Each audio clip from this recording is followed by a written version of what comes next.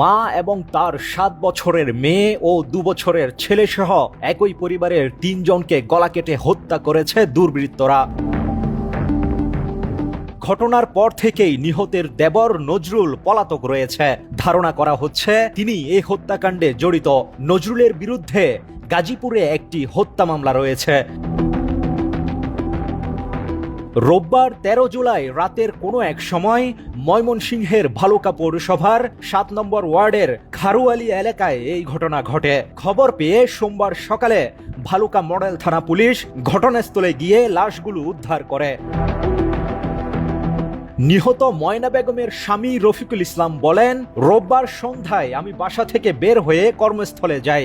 সকালে এসে দেখি আমার ঘরের বারান্দার দরজায় তালা লাগানো। তালা ভেঙে ঘরে ঢুকে দেখি আমার স্ত্রী, ছেলে ও মেয়েকে হত্যা করা হয়েছে। কী কারণে আমার স্ত্রী সন্তানদের হত্যা করা হলো তা আমি বলতে পারছি না। আমার ভাইকেও খুঁজে পাচ্ছি না।